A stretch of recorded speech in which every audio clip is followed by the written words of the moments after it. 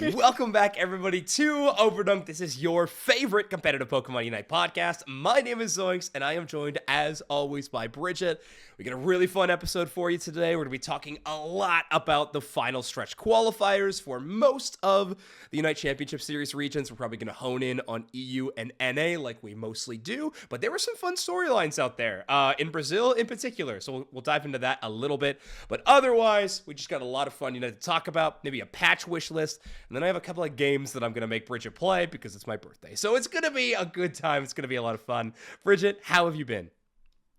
I've been pretty good. Yes, everyone say happy birthday to Zoinks. If you haven't already, our birthday extravaganza is him preparing games for me.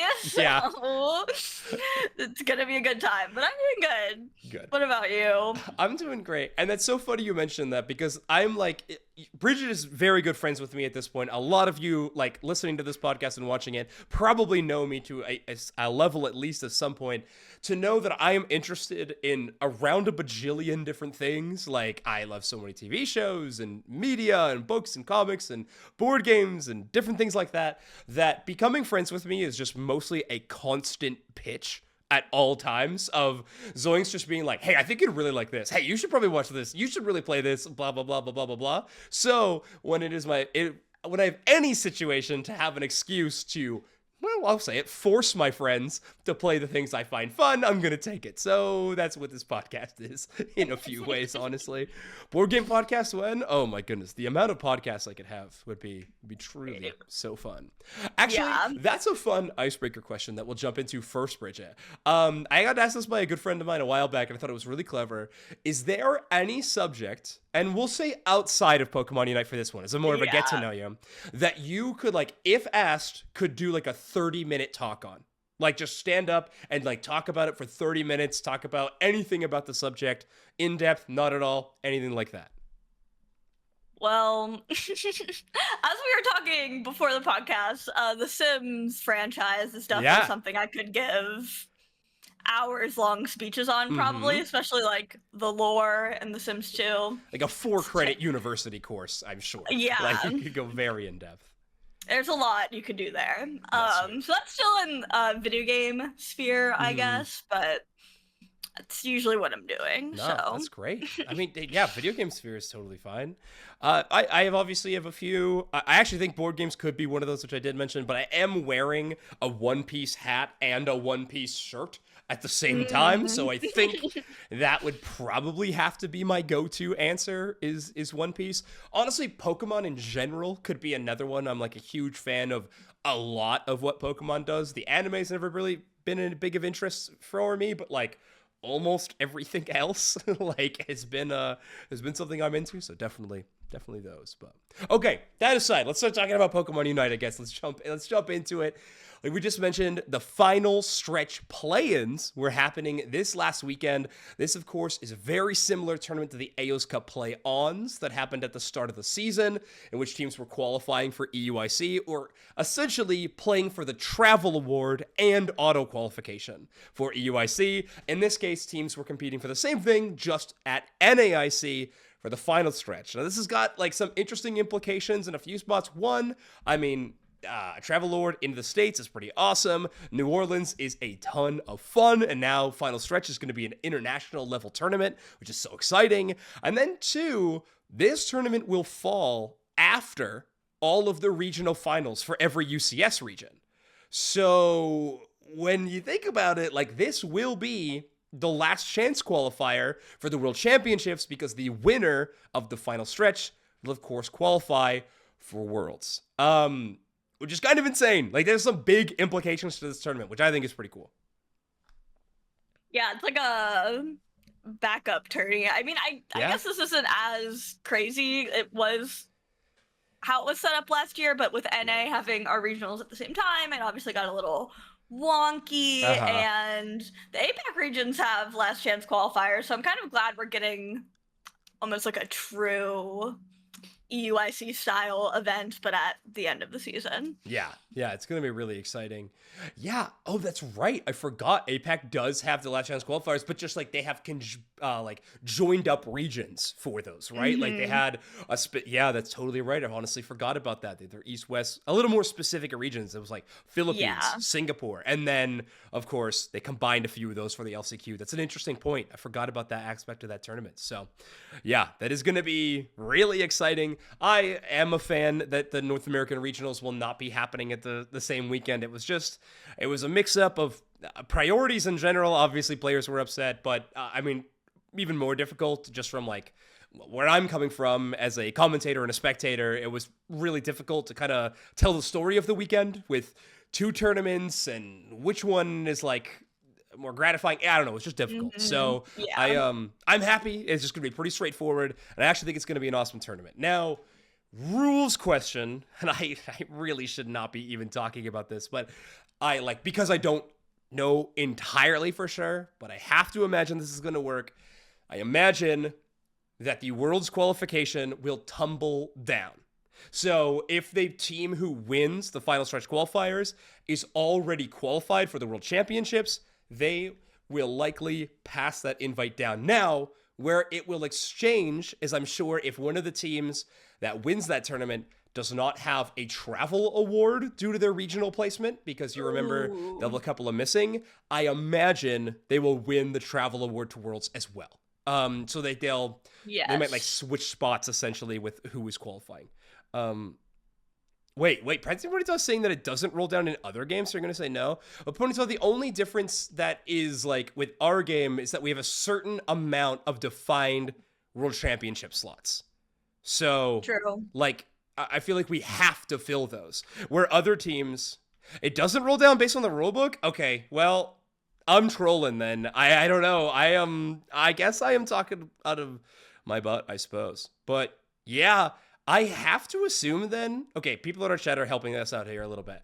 I have to assume that teams who are qualified for Worlds will likely not be allowed to participate in the final stretch. Like, that's like my assumption. But that doesn't really make sense with how the qualifier tournament happens before. All right, we'll get into it a little bit later. You know what? Maybe we just ignore that whole last rant by me, and we'll get into the actual system a little bit later, because that is so strange.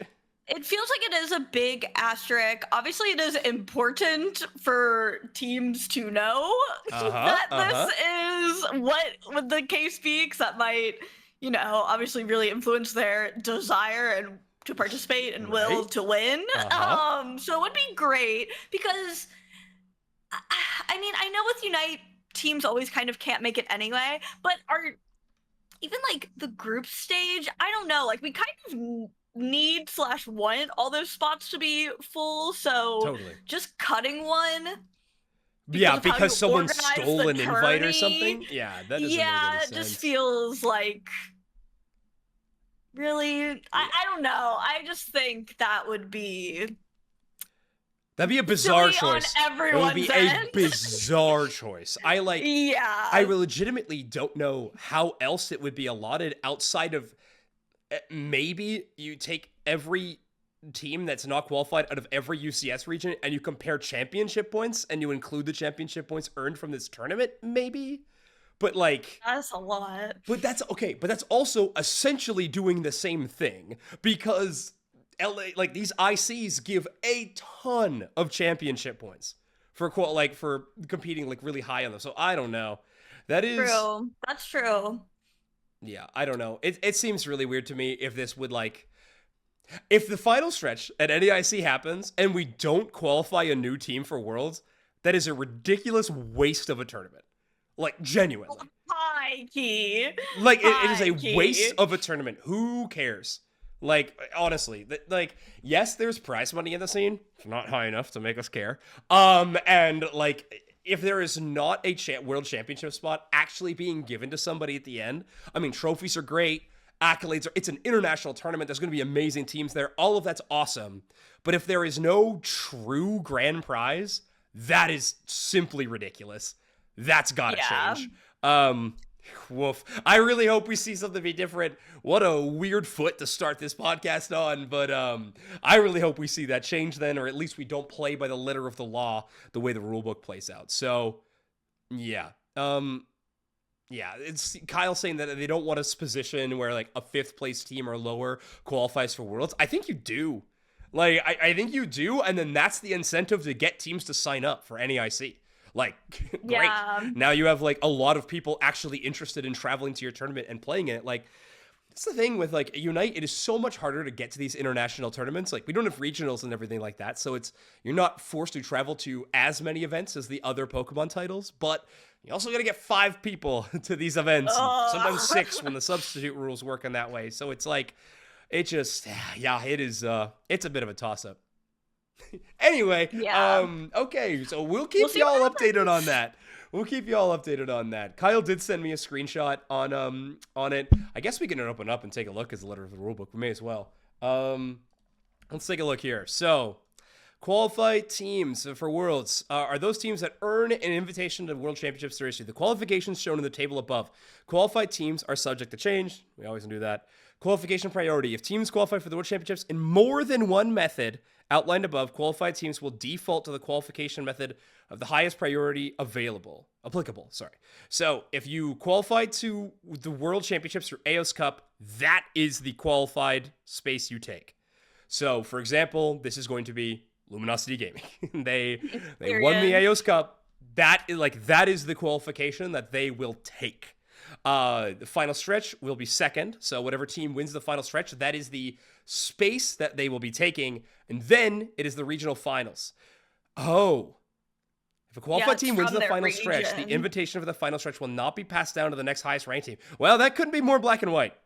That's pretty straightforward. If a qualified team wins the final stretch, the invitation for the final stretch will not be passed down to the next highest ranked team. If a qualified team earns placement in their region zone regional finals that awards an invitation to World Championship Series, that invitation may be passed down to the next highest ranked team from the regional finals. So yeah, essentially, it is whatever team wins the final stretch, you're essentially giving it to the X-placed team in your region that didn't qualify.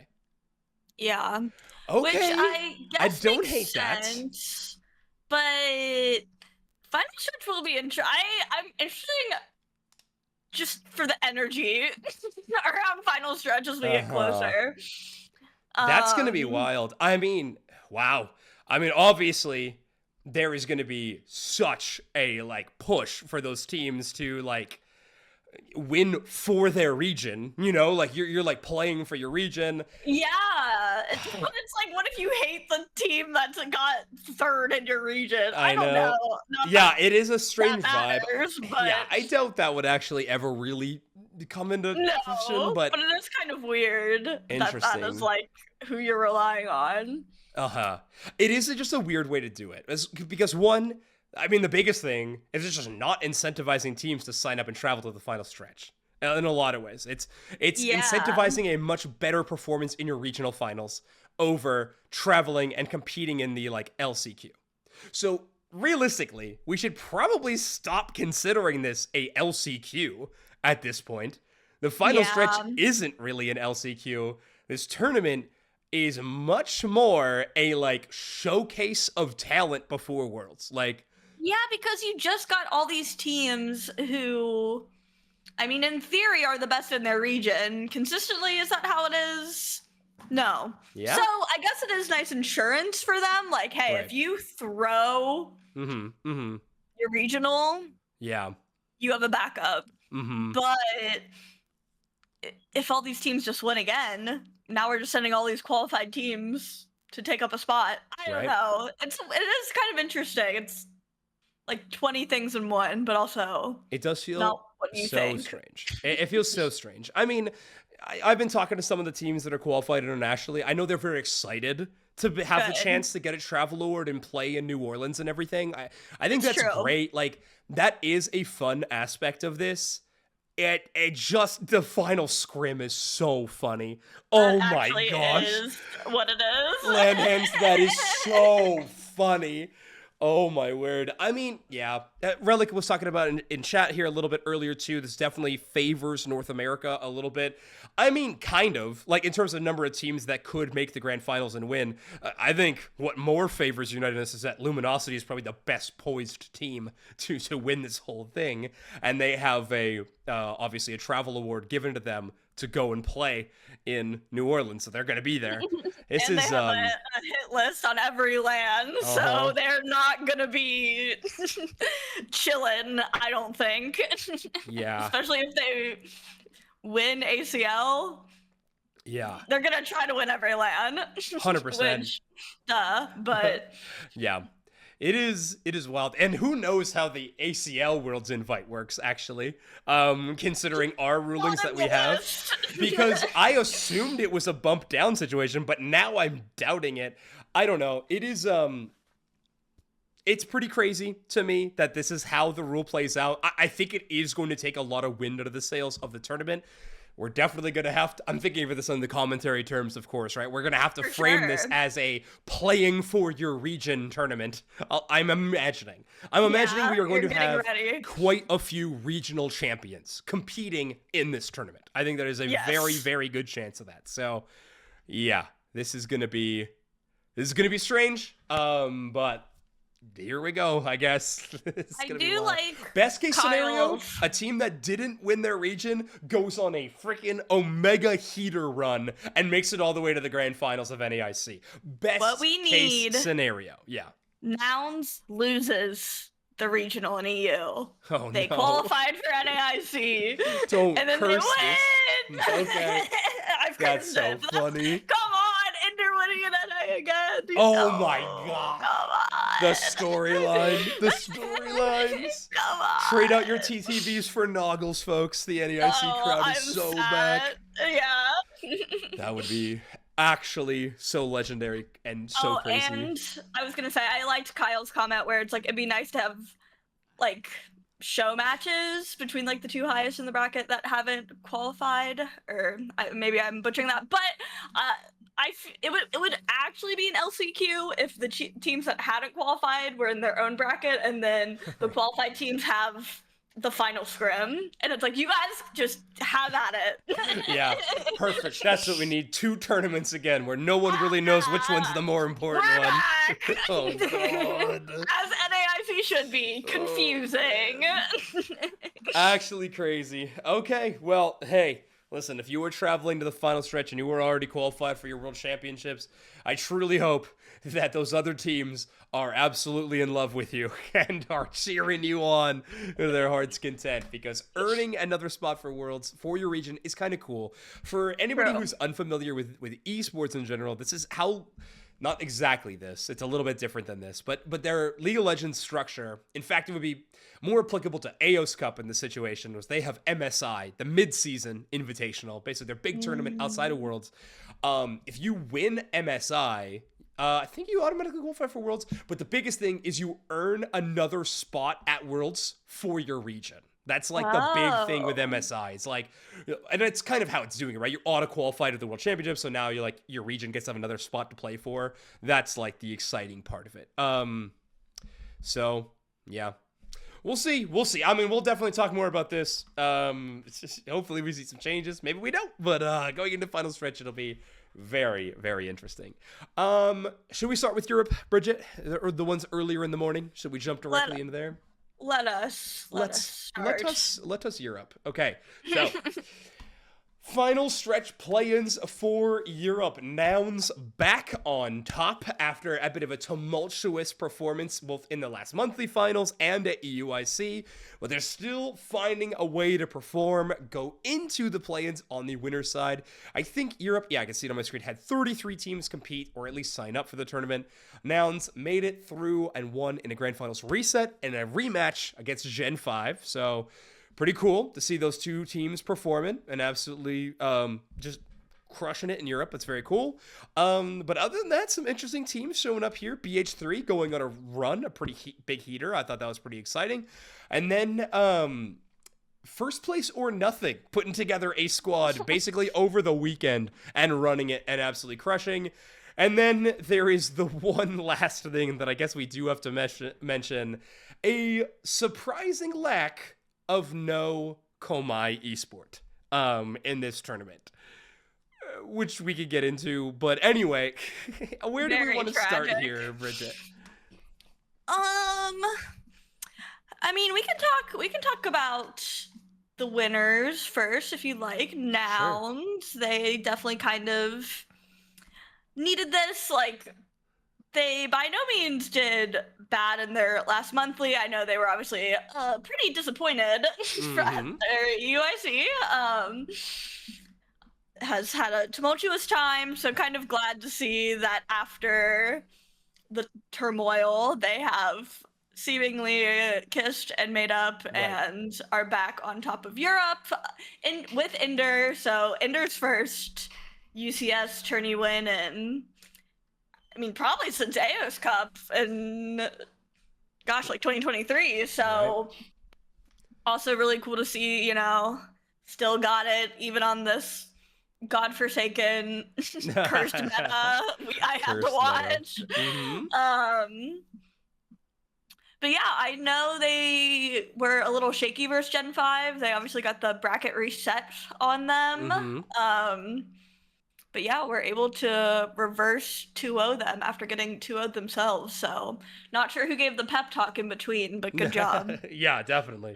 A good lock-in post was put into the Discord DMs, and they're all of a sudden back. That's good. Yeah, I mean, obviously we've been talking about this team for 2 weeks now on the podcast, right? It was like, whoa, what happened to UIC? And it was like, whoa, they're no longer a team. And then the next week on the podcast, we're like, okay, they're back together again on the team, but I guess we'll see what the implications of that are in the next online tournament. And, well, I mean, they're enough to put together a first-place finish. Definitely not the cleanest Nouns tournament run we've ever seen, but still a first-place finish nonetheless. Travel award to New Orleans. Again, it is a really awesome prize for this tournament. So I think that team is pretty stoked to be able to pull that off. I mean, I think this is kind of the test they needed, right? If you're going to form a team again on kind of like shaky ground, going, well, do we want to play with each other? I think you need to win the next tournament, or else we don't see Nouns like this again. Like, I think if they didn't win this tournament, and I'm saying like, maybe even silver medal, like even if they get second place, I genuinely don't think we see those same 5 players again. I just think there was just too much, like, I don't know, almost hurt might just be the best way to say it from the way some of these players were describing it, like just like anger, hurt, like just a lot of mixed emotions in that team. So seeing that happen and seeing a tournament win, I think is letting a lot of Nouns fans just breathe easy, going like, okay, phew, we can still believe and cheer on this team, especially this roster iteration, which is exciting for so many reasons, I think. So awesome to see them pull it off. I think Gen 5 honestly had a great tournament run. It sucks to face Nouns again, but I really do think this team has got some awesome motion to them. They had Kranix on the roster now, who was playing on Komai. Sounds like they dodged a bullet jumping over to this team for this tournament. Buddy. Good call. But I think Kranix did well. I think Gen 5 right now has just got the tough time of just like kind of constantly role swapping a little bit. Like now they got Kranix into the defender role and stuff like that. I don't like, basically what I'm trying to say is I don't think this is final form Gen 5, even though they are very good. I think Gen 5 definitely has room to improve, and I think they know that. I think a couple of them talked on social. I think Mega specifically was just like really frustrated with the loss. It was a tournament they really wanted to win, but obviously, again, that it's like a first place or nothing style of tournament, so I get it. But honestly, I think we on the sidelines can be very happy with their performance. I was very happy with Gen 5. Yeah, I feel like I've definitely been, obviously the story of Nouns is one we're all pretty invested in, me specifically, so I do feel like I don't always give Gen 5, like, the credit. Like, they are literally, like, so consistent, like, right at Nouns' heels, and they got a taste of that, like you said. I think they were really wanting to take this one off of them again now that they were kind of feeling like they obviously knew they could. Yeah. So, but like you said, it was their first time with Kranix. Like, he obviously like performed great, like no issues, but I think they maybe are still kind of getting used to that addition. It's only been a couple weeks, so So yeah, still very big fan of all of them, and especially Mhm. like seeing them at EUIC was pretty fun. They performed really well. Obviously, Yeah. took down my goat's stamina, so I gotta give It's them true. credit. Fair enough. Yeah, you gotta give him some vouch for sure. Let's talk about first place or nothing, finishing third place. I mean, I gotta be Oh honest. I mean, some of no. my boys on this team, right? Yeah. Namely, Chelvin on this roster, who put out, I think, the hardest tweet of the weekend. After Saturday concludes, he tweets out a GIF of Crussell saying, "I had some free time on my hands, thought I might get top 8 winners side." Unreal. Loved that. Aura. Yeah, they just put together a squad. I mean, 60s Shelvin and Klaus have all probably played with each other at some points. They're putting together Apple and Rezu on this team too. Everybody looking really, really good. They make it all the way to third place. They lose announced 2-0 in winners finals, but they're able to take down Lelovers 2-0 in bracket, which is Wild. really huge. I mean, Lelovers a great team. They're going through some struggles too, though. I did see online that they are likely going to be making some roster changes. Fortunately, it sounds like my boy Kaizen not on the team anymore, which kind of hurts, but I guess we'll see what Lelovers wants to do next. But either way, really good tournament runs. Last thing I wanted to talk about in EU is just BH3. Whereas Gen 5 and Nouns are definitely the face of consistency, it feels like BH3 is like that pseudo third place team in the region. I mean, Lelovers was probably there, but it feels like to me that BH3 is like very close on their heels. Yeah. Volto has just been a gangster ever since they've started playing in Pokemon Unite. Like, genuinely, they're still one of my favorite players. Even if they think Azumarill is good, I put my hatred for that Pokemon aside to truly believe in Volto. I think he's a great player. Jaipa has got an awesome Mewtwo Y. We saw it cooking at UIC, but I think this team is really solid. Another French squad. EU definitely got a few of those. They're very strong. One or two, maybe. One or two. Well, specifically, the two we talked about being Gen 5 and BH3 now, but they're looking great. So, yeah, either way, I'm a big fan of all those teams. Last thing we do to talk a little bit about is the Komai situation. So, Komai Esports, darlings of EUIC, right? They make it all the way to the semifinals, and probably one of the greatest, like, semifinals we've ever had at a LAN event. Oh my god. I am like, sometimes I just go to sleep at night. I'm like, thank goodness. I'm so happy that Relic and I got the chance to commentate that game. But it was truly one of the craziest Unite games ever. The crowd was so behind Komai. It was so sick. Luminosity Gaming, though, shutting it down as well. Like, there was just so many amazing moments within that match to make it epic. Komai doesn't enter this tournament, or rather, they entered the tournament. They just didn't check in on time. There is a very long post on Twitter from their manager. Komai Esports is like a Unite community person that manages that team for Komai. Very long post.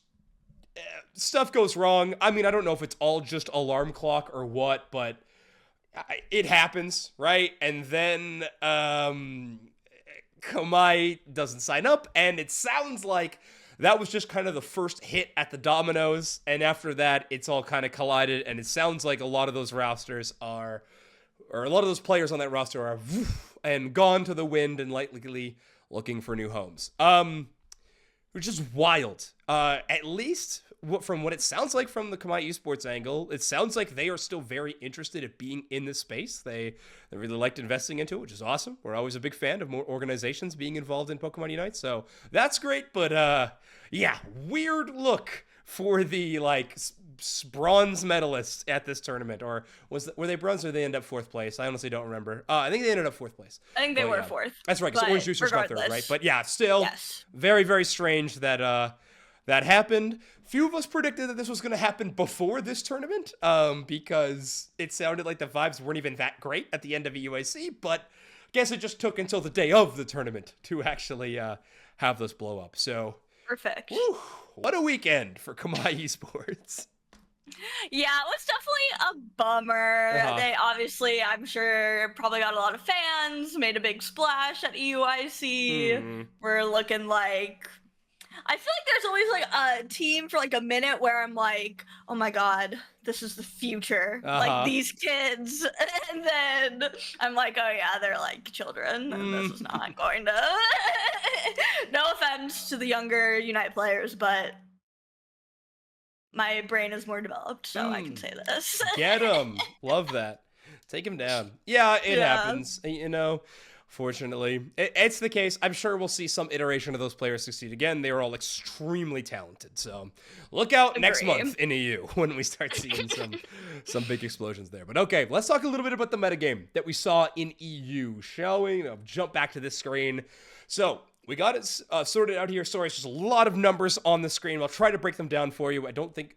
Poker probably put out the stats. I just didn't have the time to find them before the show. But this is the EU stats. I believe this is somewhere in the middle of day 2 that I'm pulling these stats from. So the majority of games have passed at this point in time. But Pikachu leading the win rate race out of Pokemon selected with 15 total selections. That's definitely on the lower end, especially when we have a Pokemon like Inteleon or Hoopa with plus 50 picks at 52 picks and 60 picks, both having 63% win percent, and Hoopa with 60% win rate. Scizor, I think this game still tracks Scizor/Scyther as kind of the same Pokemon, so yeah. But who knows? EU can get wild with it with 60 picks, or 60% win rate with only 5 picks. But yeah, overall, a pretty solid performance. One thing I wanted to note about on this track record, Relic actually with a fun note that Sableye had an 83% win rate on day 1. That's very interesting. One thing I wanted to note is this Blastoise win rate. Blastoise in EU had a 57% win rate. That is very abnormal for this tournament, by the way. I was looking at a few of the other poker stats like before we got on here that I could find, and one of them was Brazil. Brazil had a tragic Blastoise win rate, like 20% or so. So very interesting to see different regions find success with certain Pokemon. But either way, really interesting stuff there. Anything interesting when it comes to win rates in EU for you? I mean, I know the Pikachu isn't like the most picks, but it makes sense. I definitely underestimated how dominant the Speedster 4 were going to be. As you can see, if you can see the ban rate picks on the screen, which we will talk about. But knowing how annoying those were, I am less surprised by Pikachu. Like, dude, I'm just like kind of shocked. I'm like again shocked for the Pikachu. Yeah, doing so well. Let's go. Like, yeah, only a 12% pick rate, so it definitely didn't get too much play in the tournament. But when it showed up, it certainly was not losing. I mean, essentially, this means it won probably 11 games in its play out of the 15 games. Yeah, 10 or 11. Either way, very impressive stuff from the Pikachu. Okay, let's go over to the pick rate. Umbreon absolutely dominating in pick rate. I believe that was my choice for most picked Pokemon in our graphic. Let's check. Let's check. You did get that one right. That's huge. That's huge. Okay, let's pull it up actually just so I can brag about it. I have the link if you want. I got it right here. Perfect. Oh, okay, great. So these were my choices. I had most picked Pokemon being Umbreon, most banned Pokemon being Psyduck, and then the best win rate being Urshifu. That's right. I was tripping a little bit on the win rate. No, it was second. Second place, everybody. That's right. NEU. When they think you're gonna zig, then you gotta zag, folks. Urshifu, second place in win rate. Actually crazy from yours truly. I shouldn't have even told you. How am I doing on bans? Am I crushing it there too? No, not even close. We fricked up. 18% ban rate on Psyduck. No, I did not run with that pick correctly. Oopsies. But that's all right. If all of the buff Pokemon weren't there, I was right. It was Blissey. True. So yeah, I was surprised. Okay, let's just jump right to that conversation. So the 4 speedsters, I had Gengar listed as the best of the speedster 4. I believe you had Meowscarada, right? By win rate, I'm technically winning in EU. But anyways, these speedsters received a ton of bans. EU actually putting Snorlax above Absol in bans. I think that was also pretty abnormal. Most regions were having the Speedster 4 and then Snorlax. So a little bit of a change there. But Gengar at 55% win rate, 62% ban rate. Talonflame at a 53% win rate and a 62% ban rate. So exact same amount of times as Gengar. Well, technically one time. Same amount of percentile. Meowscarada and at 45% ban rate, 50% win rate. and Absol at a 52% win rate and a 43% ban rate. So EU a little bit less afraid of the Absol overall, and I mean, maybe with good founding, it's technically the lowest win rate of the 4 speedsters. Wait, which one? Sorry. Absol. Absol had the lowest win rate and technically the lowest ban rate in EU of the 4 speedsters. It looks like Meowscarada is the lowest win rate. Oh, at 50%. Yep, there it is. That's right. There we go. 50%, not Barely. 52. They're all pretty close for win rate. I would say obviously Gengar being the. I was wondering how we would assess like the winner of the speedster. Yeah, I think it's a tough one to actually draw the line on, but yeah, anyway, it's fine. I would say Gengar. I feel like had the highest ban rate and win rate. So. All right, I'll take it. Let's just go check the photo. Yep, that's right. Gengar into the top. Also, Bridget, you have been absolutely crushing it in these graphics. I love them. They're so good. Really? The little holowares, I love it. Yeah, I tried to give them all their holoware. So obviously, funny. Psyduck only has 2, so I had to resort to naked Psyduck. Naked Psyduck, bummer. It's okay. It's okay. He still looks great. Mm-hmm. Truly love him. Yeah, but anyway, interesting meta. I think we can all agree. I did not expect the speedsters to do as well as they did. I expected them to be a large part of the tournament. I did not expect games in semifinals and finals range to be 4 speedster bans. I just did not. So I was pretty shocked to see that happen. But hey, interesting meta, to say the least. Hey, it definitely shook it up. and that's what Spraggles and I were talking a lot about when we were on the broadcast together. Was like, listen, like I know like I'm not in love with this patch, like playing ranked right now, mostly because it's remote, but and stuff like that, like it's a challenge. But from a viewer and a commentator perspective, having a brand new metagame all of a sudden is kind of exciting. To watch. So a fan of that technically. And chat, remember, it's my birthday, so you can't be mean to me if I like the meta. Just wanted to make that so abundantly clear. Hey, it allowed like those disruption supports to kind of have more of a moment in the meta. Sableye, #1 probably that was cooking out there. As if Psyduck needed a reason to be more relevant, but Yeah, that's an interesting one for the EU stats too. I'm already away from the stat screen, but Psyduck with a 55% pick rate, so over half the amount of games, but only a 47% win rate, which I say only 47. 47 is honestly a pretty solid win rate for a support in these games, so pretty solid out there still. Hoopa though, the 60% win rate, doing pretty good out there right now. They let it back in. I'll say, don't even bring that up. Especially in a meta where I feel like Portal is much more difficult to pull off. You're usually getting bursted before you can get in the portal. Still cool to see how much Hoopa still like popped, and I mean, being able to teleport is still OP, so yes. Love it. Nothing new. It's tough when you got randoms because you're giving them another button to press, which they'll never do. But when you're playing in coordinated games, at least you can yell at them in comms to hit the portal button. So we always love that. All right, are we ready to move on to North America? Yes. Let's do it. Okay, final stretch play-ins for North America. This is a fun one. Luminosity Gaming yet again walking away from this tournament with a tournament W. However, I'd say top 4 definitely looking quite different than it normally does. Honestly, this bracket in general, a very different look. Going into the winner's side, Luminosity Gaming is probably the only team that you would immediately think of that would be on the winner's side. And actually, I'm probably not giving Kiss Kiss enough credit in this situation. They probably also, have been playing it well enough, but they had some roster changes and stuff recently too, so it's up. But anyway, Team YT played against LG on the winner's side first then, and then Ignorance played against Kiss Kiss in that first round, which was, really exciting. Ignorance going out of this tournament, both of their matches going 2-1. So always a bit of a bummer to see you play teams so close and then just get beat. Unfortunate. We didn't get to see the Ignorance Kiss Kiss game on broadcast, but the Ignorance Orange Juicers game, while it was a close match in its entirety, it did feel like Orange Juicers kind of had their number near the end. So I think the better team won technically, but it was cool to see Ignorance play so many of these really good teams close. That's what I'm saying. I know. I am such an Ignorance fan. You guys don't understand. So fun. Rocky Helmet, EXP Share, Gengar made an appearance. For that alone, Like, we gotta give some They flowers. okay, I was like kind of, I think, I don't know if I was who I was joking about this to, but I was like, this is low key an ignorance meta, man. Like, this is such like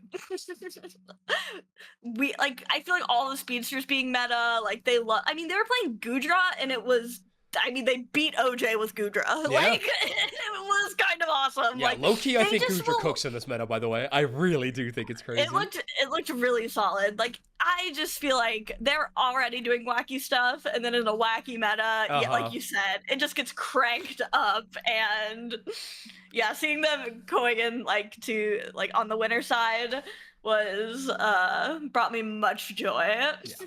And I just love seeing them play, like their draft lines, like what they cook up, and like the comps. Just people literally think they're trolling, and you just have to be like, no, like this is true. They're not. So loved seeing them get to play OJ. They did great. I mean, I like, part of me is like, oh, I wish they could have gotten further, but like top 6, like, yeah, still really this good. is their second top 6 performance of the season as well. By the way, we were running some numbers behind the scenes before when we were taking a look at it, and they made it into the same position. They ended up being in that 5th, 6th spot in the December Cup as well. So okay, 2 performances. They tied their personal best. I think it'd be pretty cool to see that team break into a top 4 at some point. But a team that we haven't talked about yet that has made it into the top 4, holy revelation. What a run from this team. Celestial on the squad, Picadiff, Dispenza, Lunier, who I'm going to say correctly now, by the way. I did say their name wrong on broadcast a lot. The A just throws me off. I know. Whatever. And then Hitman on this team too. I mean, Demon Squad, they absolutely crushed it. I think there's a few examples. We already mentioned Ignorance. I think Revelation and Kiss Kiss. All of these teams are very good teams, and I like respect their skill a lot. I do feel that these teams were pretty well set up for this meta going into it. Like, this feels like a them meta in a lot of ways. Like, Celestial's Absol's actually absolutely cracked. Like, Linear's like Talonflame as well. Like, it just felt like there was like, hey, we got some pocket picks being metagame all of a sudden, and that's so exciting. I mean, Bora Reach on Gengar, right? Like, there is like the stars aligning a little bit for these teams. Not to say that's the only reason they made it here. I think these are some very good teams that we will be seeing in brackets in similar positions to this, but it was pretty cool to be like, okay, new meta means we're gonna get some new crazy good teams to step up to the plate, which was awesome. Yeah, and like you said, I mean, this Revelation team is kind of like a new team name, I think. Yeah. Don't quote me, but no, it's brand obviously new. We know who all of these people are. Yes. Who's who from a lot of teams that have like performed well before. How does, also, I just kind of have a question. Does Hitman just get to choose which region he plays in? I actually do think he's dual citizenship, so I think technically yes. Oh, wow. Honestly, banger. Yeah, honestly. I was like, I'm all good. Clearly, it's fine. But what are the rules? So honestly, it was kind of fun. Oh, interesting. Celestial's letting us know in chat that he's actually forced to NA from now on. Don't know why. Christ. Don't know why, but I guess, I don't know. Maybe that's like an admin decision or something. Who knows? But yeah, who knows? Oh no. Okay, work. Well, welcome to NA. Welcome to permanent NA, apparently. I was just kind of curious me too. About that. So funny. But yeah, it was, I mean, yeah, it was just kind of interesting seeing just how far this Revelation team was able to go. I mean, you look at like all the teams, they literally took out Nemesis, insane. YT, and then OJ. Like, oh my god, like. And they beat someone else before in open. Oh, they double eliminated Orange Juicers. I think that's what I was thinking of, because they beat Orange Juicers in day 1 to make it. Realize. Yeah, they beat Orange Juicers 2-1, and they lost to Ignorance 2-0, and then they beat T3. So, okay, they're like kind of their losers run starts with T3, and then T3 into Nem, into YT, into Orange Juicers. Like, what? Wait, we couldn't, like, Wonder Chef and I couldn't stop talking about it on broadcast. At one point, I was like, I really wonder if we need to let this thread die. But I was like, honestly, it's too crazy. We got to keep talking about it. Yeah, and I definitely didn't realize, like, I didn't pay as much attention to the Saturday games as much as I like usually would. So I kind of like saw who qualified and I was like, oh, okay. Like I didn't really see like what happened. So yeah, knowing that like background information, it's like, oh my, like they really just like ran through a lot of these kind of like staple NA teams. I know YT also has some roster changes as well, but Nem and OJ like kind of insane. Yeah, they're incredible. So yeah, really awesome. I mean, even grand finals was pretty exciting. Kiss able to bring it down to the 2-1. I know I'm jumping around teams here a little bit, but yeah, I think storyline wise, I think Revelation definitely took a lot of the Ignorance was on one this 30, not gonna lie. All right, that's fair. Hey, Celestia took a loss to them in the first side of the bracket. I guess, yeah, you got to give them the credit. But yeah, Luminosity, they're truly in another form right now. They do drop a maps to Kiss, but other than that, they kind of crush it. Gengar got into the tournament, which was awesome to see Bora reach jam on some of that. But yeah, I liked the interview, you guys. I'm not sure if you got to do it with him, but yeah, one of the casters, it was very fun. Yeah, especially some of the players I don't know as well, like getting to see them. Like it's really like cute, so I appreciate that. I totally agree. I always love when we get a player for the first time on an interview. It's oh cool, like that's what you look like. Awesome. I don't know if I ever got the chance to meet Bora in person. It's kind of crazy, yeah. Yeah, it was kind of sick. So really cool. Let's talk about some of the teams that didn't perform as hot this weekend. I think we got to talk about it. Well, obviously T3. Another tournament where they don't make top 8, even though we all know they're a really good team. Another so close kind of tournament. Fortunately, they don't make it. It sucks to see. I mean, I want that team to succeed. I do. I think they got the pieces. It just feels like it's not coming together right now. It sucks. There's a few other good squads out there too that we could mention, but other than that, Nemesis out in first round. Revelations start their heater Sunday by taking down Nem 2-0. And then Team YT also fall to Revelation. So, like, I mean, 2 other really good squads that it is kind of crazy to see them go. A funny stat, and I actually wonder if it's going to be here on the North American stats by win rate. Yeah, Goodra, one of the best performing Pokemon, 3rd place in terms of win rate, by the way, in this tournament. I do think you can thank Ignorance for a few of those games. I also think you can thank YT. I do know Fui does like to mess with some of that Goodra. I think the Pokemon right underneath it on this list as well, the Armarouge, you can also thank YT for. I was wondering. So said Sam does love the Fire Spin Armarouge. So wow, he's been watching Japan, I guess, because there's some teams over there who are. This was pre this patch, but the Japan finals for ACL, they were running Armarouge, and I was like, I'm such a hater, but. They qualified, so I was like, okay. Yeah, hey, well, I guess I don't know what they know, but I don't know it. Yeah. Okay, so let's just jump right into the metagame. I already got the graphic up here. Cool. Some interesting stuff out of NA. Like, obviously, we had similar pieces, right? Snorlax, our most picked Pokemon in the entire tournament. Flaylax was absolutely crushing it with a 54% win rate. And then, yeah, our chat letting us know the Speedster win rates also doing a lot better in North America, kind of overall, except for Talonflame falling a little bit lower at 47%, but Gengar at 57, Meowscarada at 58, and Absol at 62% win rate. But one of my favorite things is actually one of the pieces on the win rate side of things is that Ho-Oh with 71% win rate and 31 picks on the tournament. So 13% pick rate. Ho-Oh having a great tournament. And I thought that was really, really cool. Really? Yeah. I watched the finals on Sunday, but I feel like I didn't see much Ho-Oh during the games I was able to catch. Maybe... Did you see any on Sunday? I'm just kind of curious. Yeah, I mean, Pikadiff was playing it a ton for Revelation. Oh, the YT game, Revelation. So that was, I think that was where I got to see quite a bit of it. But outside of Pikadiff, I didn't see it too much outside of that, I don't think. Reggie saying it's only curious. Pika. That's really funny. Reggie's like, I swear it's only Pika. I don't know how he got it 31 times. It's only Pika. And that was every set they played. Yeah, because that feels like such almost like an anomaly. Like okay, obviously to have like that many picks and that high of a win rate, but I'm curious, like, I'd be curious to ask, like, maybe like a player or something, like, what about Ho-Oh probably made it so good into these speedsters? Like, was it like the fly, like being able to like get away? I don't know.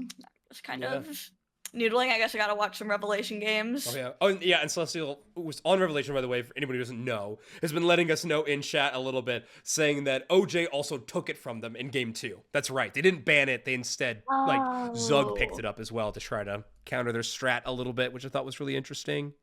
Maybe I was so distracted by like the speedsterness of everything, I was like blacking out on what people were actually like picking on my screen. I don't Right. know, but this went over my head significantly. Yeah. No. Either way, still an exciting one. Yeah. Any other stats that we want to pull out here? From North America.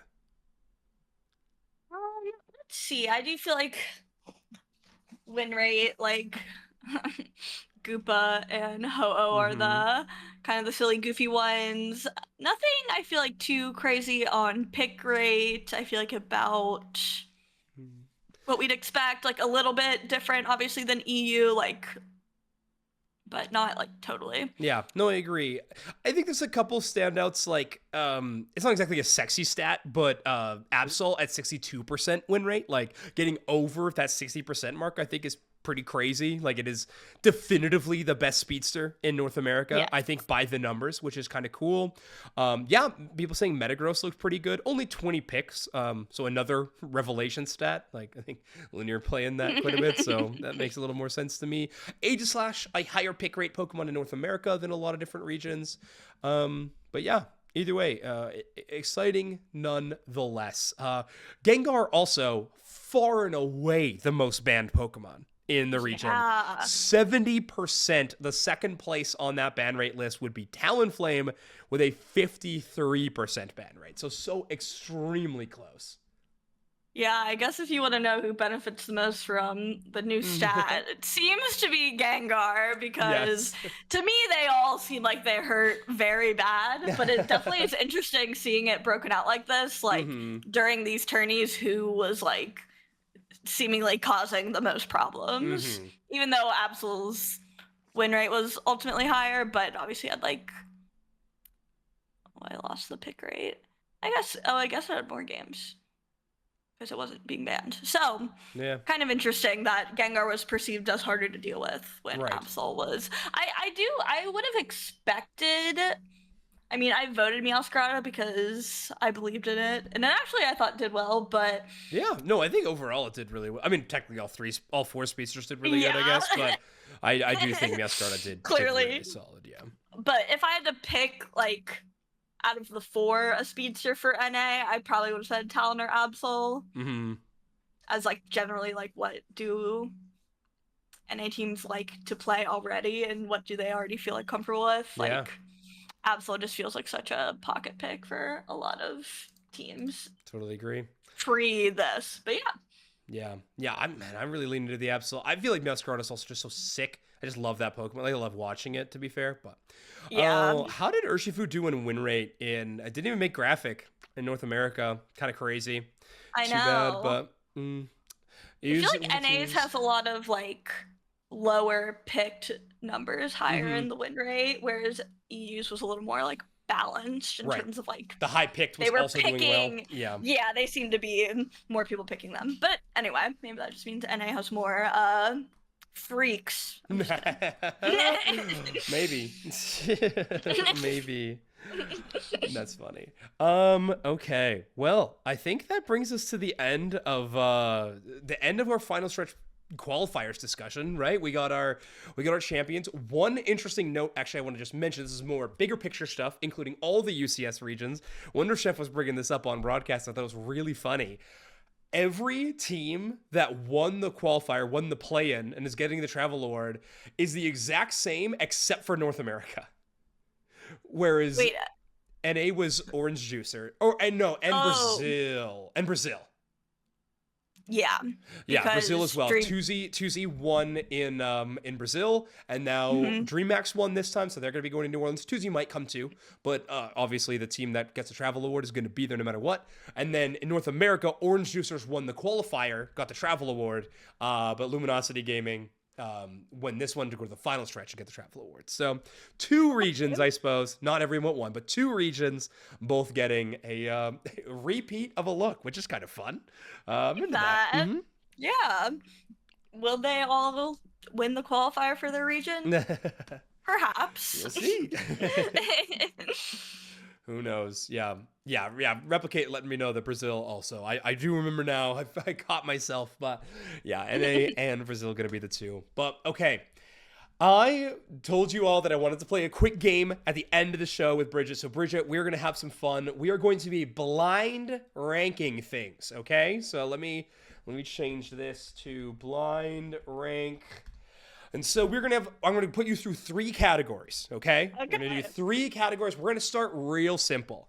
We are going to start with held items, okay? So I'm going to give you 5 held items inside of Unite, and you need to let me know,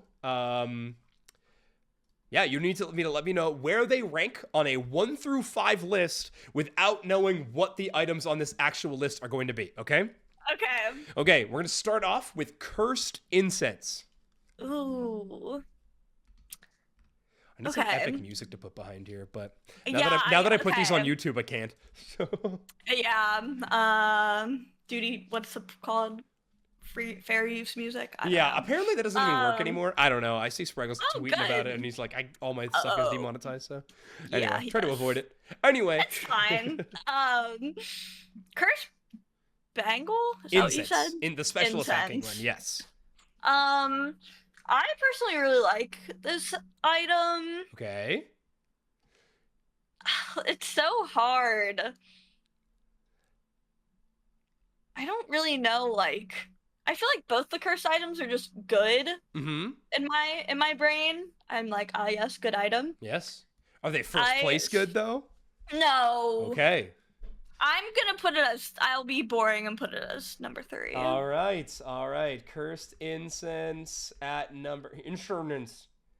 I think that's how you spell it. Okay, Cursed Incense going at 3rd. 2nd, Wise Glasses. I also just kind of like special attackers, so That's I feel fair. like I want to say those are like good. And dude, I don't know. 2. Whoa, 2. Oh, okay. I don't know. I like it. Wise Glasses already going into 2. Okay, let's go to a fun one. How about the counter Assault Vest? Oh, I do actually think this was like a good item, but I don't really like it. Okay. So down to 5. You can go to 4. I'm scared to commit. All right, Assault Vest. We still have our number 1 and our number 5 available. Next one is going to be Rocky Helmet. 5. All right. We saved the 5 wisely. My friend Palmer wouldn't like me putting it there. All right, and the first one will be Muscle Band. We'll get the auto qualification to 1st. Well done. Okay. So your blind rank held. That's pretty good. I'm actually very happy with this. Yeah, that's like a very good list, IMO. Well done. Okay, so that was the list there. Well, I'll have to screen cap those, I guess. But anyway, let's move on to our next category, which is going to be blind ranking Hollowware. Perfect. So these are going to be some specific I'm much more suited to rank these. Perfect. And I will say you even more so because all 5 of these Pokemon in their Hollowware are support Pokemon. So these are ranking support Hollowware, honestly. Yeah, this is specifically. Oh, my camera froze. It's okay, you're back. We're good. Hilarious. So funny. Okay, support Hollowware. No. We will start with Clefable Warm Style. That's like the winter, like little hat and the like blue. You get it. Okay. My PC feels like it's having a bad time, so I might try to turn off my camera. Sorry. Okay. Yeah, no. You're good. It is like glitching out a lot. You're good. So I think Okay. Now on to important things like this Of Hollowware course, that I yes. feel very strongly about. Uh-huh. The hat physics, you guys, on this thing is so good. It They is are good. actually makes it like that much better for me. But you said they're all supports. They are. I'm gonna go with 2. I feel very strongly about Warm Style Clefable. Okay, so this is who we're talking about, by the way. In the middle of your screen, Warm Style Clefable. Okay. Warm Style Clefable at 2. Dang, already taken up the 2. Warm. The hat physics, just trust me, Okay. they're really good. I believe you. I believe you. We're gonna go to We're gonna have a Wigglytuff Hollowware next. And we're going to do Wigglytuff Pastel Hollowware. Oh, the Easter one. The Easter one. So this is so cooked. pastel style is this middle one. Giant hat Wigglytuff there on the left side of your screen. Okay, this is gonna be so hard. I love so many of them. I will. God, I'm just like looking at Wiggly's Hollowware now, and I'm like, they're so good. Honestly, they're incredible. Yeah. I am gonna put her at number 3. Wow. Okay. I can't. I'm scared. Pastel Wiggly. Conservative 3. I'm gonna say it. I'm gonna say it. Okay. I know, This next one, we'll see. I think it's gonna be a divisive one. Oh. We are going Psyduck colored suit style. That is the pink suit with the sunglasses. I guess they both have sunglasses. The sunglasses being worn. The Doflamingo skin, The man. Doffy skin. Oh my god. You have number 1, 4, and 5 still in the list available. It's number 1. Number 1, that's right. Absolutely it is. I'm so obsessed with this girl boss Psyduck that also looks like Doffy from One Piece. I'm putting Psyduck Girl Boss in as the name for it. Awesome. It's the moment. That it's Hollowware, so by the way. So I got a mention on the Oko podcast last week with that's right, the one with 33,000 views, the one that Wolf Glick was on. That's right. Oh, okay. Hosted by good friends of mine, Joe Brown and Sierra Dawn. Unfortunately, they did only mentioned me because they're like, Zoinks is probably going to come on here and tell me that Unite Hollowware is good and worth it. And I was like, okay, well, whatever. I mean, but I did just send a message with Psyduck colored suit style and just called him a bad word and sent it to Joe. And I think... As is the appropriate and I think I was like, listen, it is worth it sometimes, okay? So that's what it is. Okay. That one wasn't easy worth it. Go on. We have 2 more. We have 2 more Hollowware to give, and you only have 4 and 5, which means you hate these ones. This next one is going to be Blissey Sacred Style. Okay, well... So Blissey Sacred Style, for any of those unaware, is kind of the, like, Greek-looking one. Like almost like, like a Greek goddess look. I obviously own this one. I do love her. Yeah. Yeah, don't be stupid. I obviously own every Blissey skin. I do love her, but notice, okay, video watchers will know, or if you're a real Unite head, in this picture, her crown looks, normal size, her little, like, leaf crown. In game, it is so much bigger. Yeah. Like, it is not an accurate one-to-one rendering, and for that reason, it's always I'm just like, why is it not... Ooh, so you do canonically hate this one. That's crazy. No, I'm just saying, if it's something I always noticed it. As soon as I got it, I was like, why does this look off? All right. And I'm like, am I being falsely advertised? Fair enough. Is it going 4th or 5th? I'll put it in 5th. All right. It feels wrong. 5th place is going to be Sacred Blissey. Sacred Blissey. Okay, which means 4th and final is going to be Pirate Hoopa. Hoopa Hollowware is going to end there. I mean, not the worst one to put in 5th, honestly, or in 4th place, honestly. It's certainly better that way, but it is what it is. I feel like this list also pretty good. Yeah. I stand by this. I personally, Warm Clefable's extremely high for me compared to some of these. But that's... Yeah, I really frick with that one. Mm-hmm. The hat is just, I guess I'm a hat guy.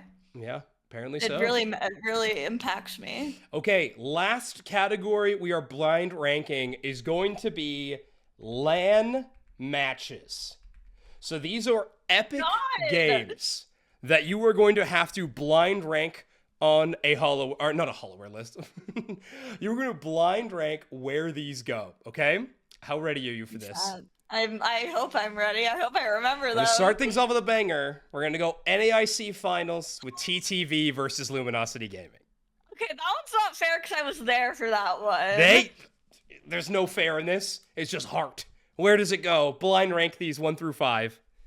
Oh man, there's also just like I have so much like nostalgia and joy over like my first NAIC. And... Is there any way it's not just one? I'm thinking 2, just in case. Whoa. Okay. I don't know what you're gonna say. I don't know if I have anything on the list that's on top of it. Okay, TTV versus LG is gonna go up there. Interesting. Okay, next game that you have to blind rank on this list: Zeta Division versus Fusion. EUIC Grand Finals last year.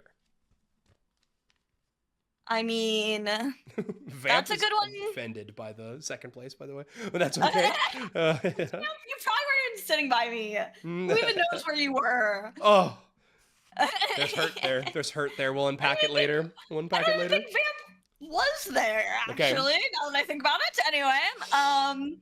Zeta Division versus Fusion from LATAM South, of course, winning EUIC last year.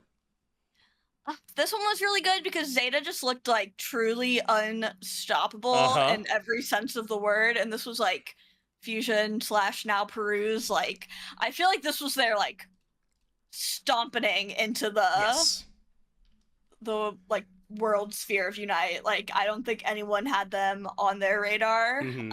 So this is a good one. Celestial, what do you mean it's a bold second? You won that match. Celestial, that should be 1 for you, if anything. Yeah, that's crazy. Okay, that's so funny. Remember, these are LAN finals, Celestial. No online finals. That's no full send. Oh, number 1, and it's I see. Okay, fair. I know. Fair. I might regret that, but that's okay. I'll put this at 4. Okay, I honestly think that's a fair placement for Zeta versus Fusion. Okay, let's jump to the next one. Blackhand versus Nouns Esports. Our first ever LAN tournament, the World Championships, the first awarded Unite World Champion. Blackhand versus Nouns Esports.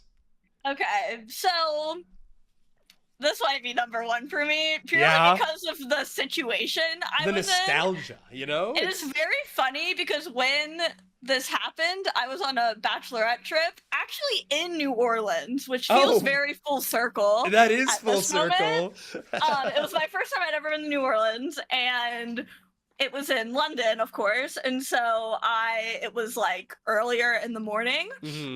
And we were going to like a drag brunch, which is when you go to brunch and there's drag queens performing. Yeah. Typically these are like very bougie events, but I don't know where my friend found this. We were in like a dive bar. Like it was like a room. It was like our group, which was like 8 women and a couple gay guys, and then like a couple of other people. And it was like, I know so I was like at drag brunch watching Unite finals, and I'm like tipsy and I'm spamming USA in the chat. I'm like losing it. It was awesome. So that might be my number 1, purely because it was like ridiculous. Cool. I like it. Blackhand versus Nets. I know is it Blackhand, I think? Blackhand. All right, versus Nouns.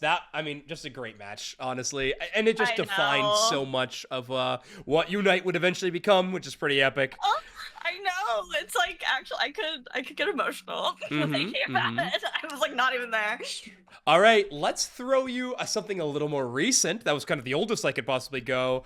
Komai versus Luminosity Gaming.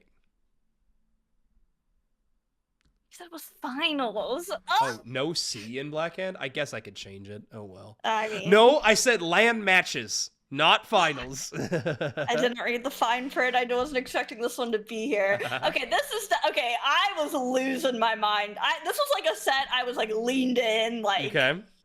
kind of couldn't believe I was like watching because it just felt like Kamai had LG's number, and if you've watched LG at like almost any point this year, you know that their backs are really not against the wall. Ever, yeah. I must go with number 3, of course. All right, number 3 will be Komai versus LG. I love that these are all like LG games, basically. Do you have a guess of what I have for the 5th place one by chance? I'll give you a hint. It doesn't have LG in it. I was gonna say like. No, it's not. It's not them versus. Yeah, it's not them versus Abyssinian. Or I was gonna say like Zeta, or a fusion. Oh my gosh, a Fennel game. That would have been good. I could have picked it, but instead, 5th place is going to be which one was it? Let me find it. Tally Bobo.